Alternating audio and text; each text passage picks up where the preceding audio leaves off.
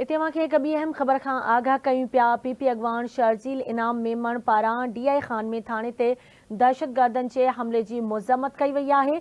शर्जील इनाम मेमण पारां शहीद अहलकारनि जे वारिसनि सां ताज़ियत जो इज़हार कयो वियो आहे। को बि दहशतगर्द मुल्क जे अमन खे तबाह नथो करे सघे। इहो चवणु आहे शर्जील इनाम मेमण जो त शहीदनि जो रत ज़ाया न थींदो।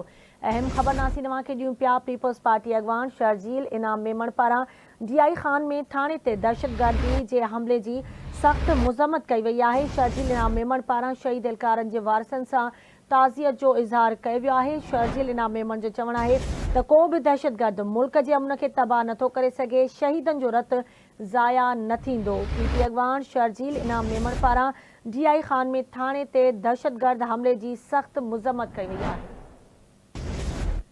एक भेरो ॿीहर खे आगाह कयूं पिया। अहम ख़बर आहे पीपल्स पार्टी अॻवान शर्जील इनाम मेमण पारां डीआई खान में थाने ते दहशतगर्द हमले जी सख़्त मज़म्मत कई वई आहे। शर्जील इनाम मेमण पारां शहीद एहलकारनि जे वारिसनि सां ताज़ियत जो इज़हार कयो वियो आहे। को बि दहशतगर्द मुल्क जे अमन खे तबाह नथो करे सघे। शहीदनि जो रत ज़ाया न थींदो। पीपल्स पार्टी अॻवान शर्जील इनाम मेमण जो इहो चवणु आहे। पीपल्स पार्टी अॻवान शर्जील इनाम मेमण डीआई खान में थाने ते दहशतगर्दी जे हमले जी सख़्त मज़म्मत कई आहे।